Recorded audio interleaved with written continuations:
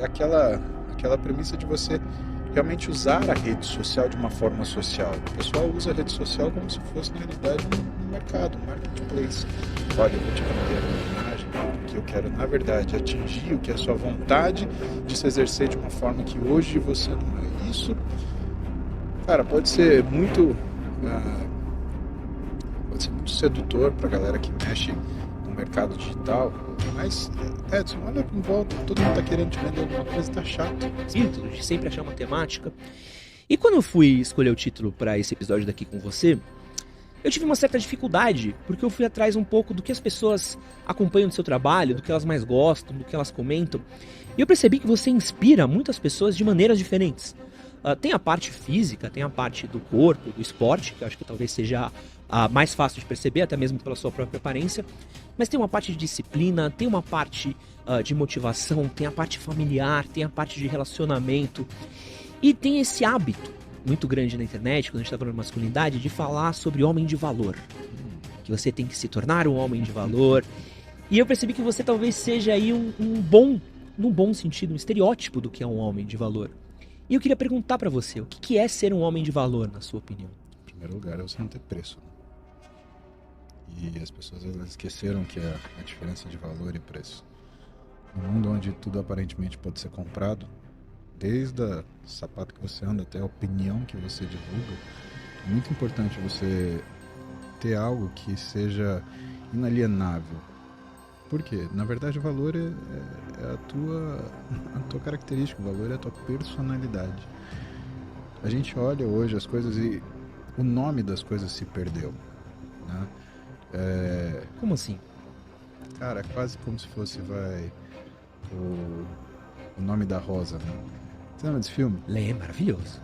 Então, tira-se o nome da rosa e a rosa se revela como é, né? Nome na Pristina Rosa, Rosa Est. Não lembro o latim certinho, mas o que quer dizer isso? É como se hoje valorizasse tanto aquilo que parece e a expectativa que se cria por aquilo que se parece, que tudo perdeu um pouquinho a graça. E por que perdeu a graça, Edson? Porque na verdade perdeu a personalidade, perdeu a característica. Aquilo fica tudo muito vasto para você olhar, mas muito raso para você analisar. A gente vê isso em redes sociais muito forte, né? Exato, porque o que é a rede social? É uma grande propaganda das pessoas. E por que eu acho que algumas pessoas elas ficam lutando para chamar atenção e isso não acontece? Porque o que elas estão entregando é uma aparência. E as pessoas, de uma forma muito até ingênua, elas percebem que aquilo é uma aparência e aquilo não as convence. Existem pessoas e pessoas, existem pessoas extremamente hábeis em vender a sua aparência. Porque essa aparência que ela quer vender normalmente está associada a alguma dor que as pessoas sentem, uma vontade que elas apresentam ou um desejo que elas imaginam. Agora, quando você vê, na minha opinião, né, uma boa parte de pessoas simples, trabalhadoras como eu, do dia a dia, comuns, veja, eu sou médico, meu trabalho é servir, né? Então, eu atendo ou na minha vida eu já trabalhei desde o hospital mais simples do SUS até o hospital mais bem equipado, né, da América Latina, né? A gente vive nos extremos.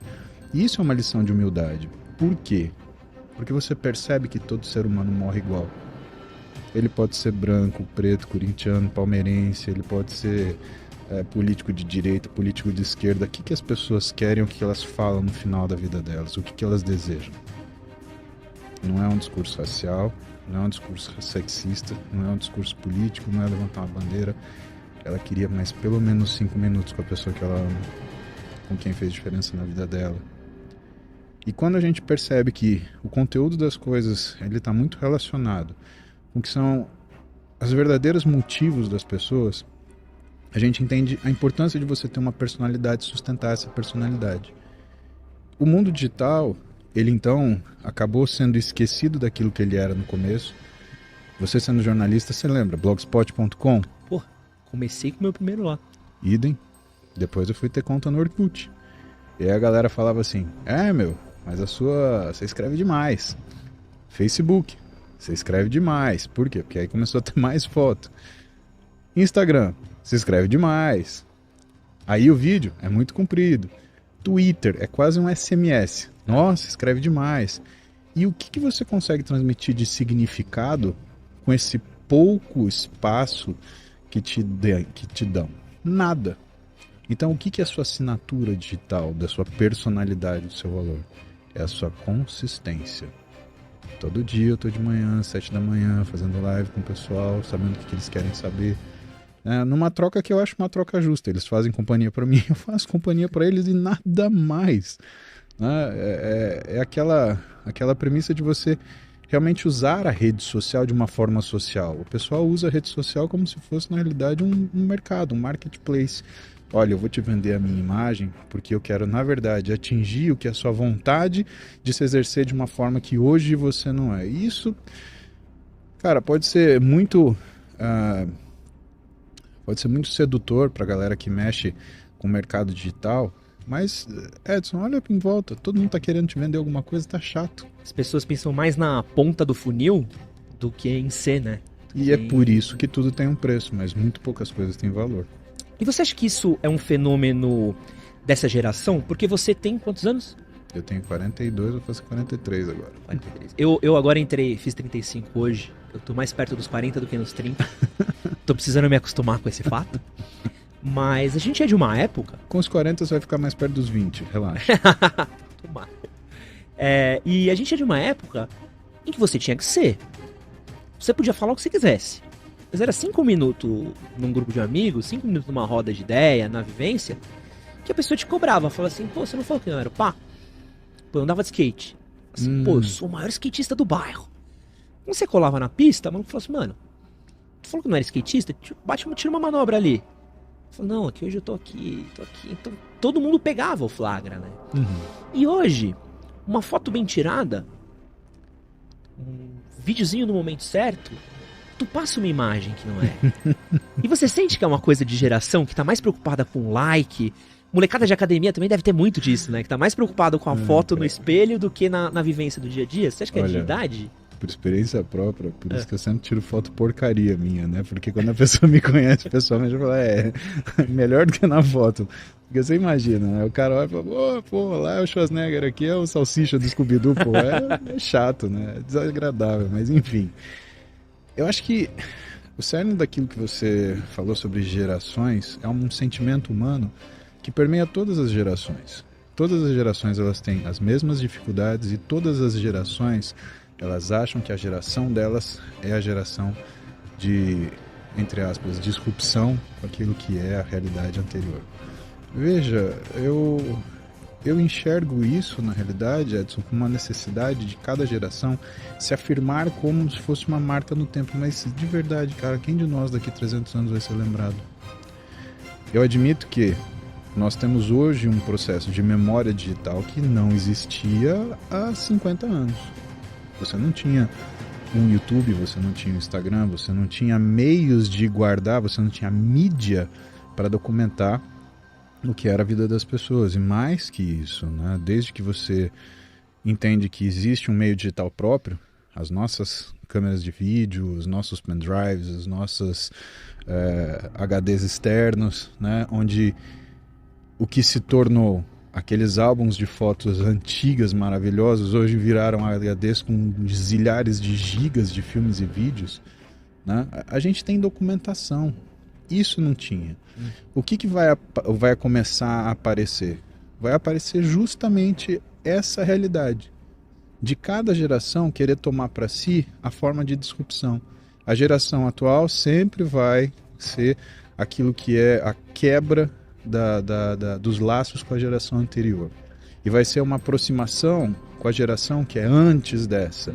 Então, antes, por exemplo, você tinha uma geração muito conservadora, veio a liberação sexual, e aí teve uma geração muito, muito liberal, aí veio uma geração muito conservadora, que achava que aquilo estava demais, e que talvez esse seja o destino da humanidade, e que talvez mude também por quê?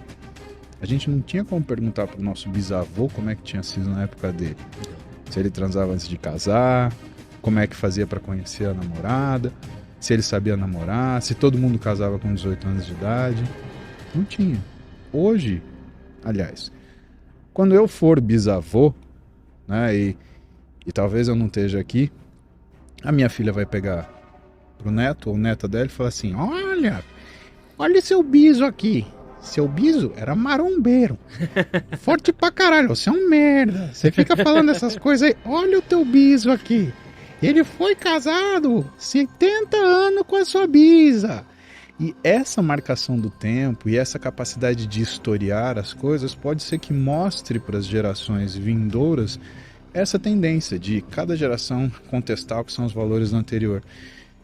E como num mar de ondas, Edson, se você joga uma pedra e você percebe que aonde essa pedra bate, você tem ondas maiores, e para as bordas, essas ondas elas vão acalmando, eu acho que essas diferenças elas vão atenuando. Do ponto de vista de domínio sobre a Terra, né? Os dinossauros existiram quantos bilhões de anos? 140 bilhões de anos. Quanto tempo o homem está na superfície da Terra? 200 mil? Né? Então o homem não dominou nem o lugar dele. A gente está em 2022, a gente está vendo uma guerra na Europa que a gente viu em 1945, aliás, 1913 e depois 1935. Cara, é surreal isso.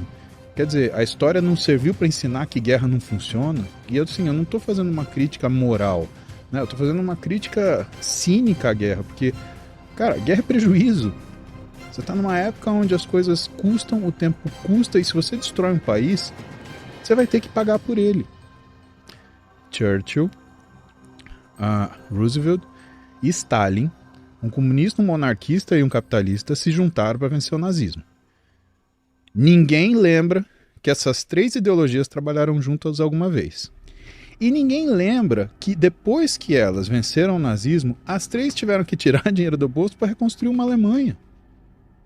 Se não reconstruísse, ia ter o mesmo problema da última vez. Custou a guerra, custou a reconstrução. Quem que vai pagar a conta da reconstrução da Ucrânia e da União Soviética? Ou se algum país outro se envolver?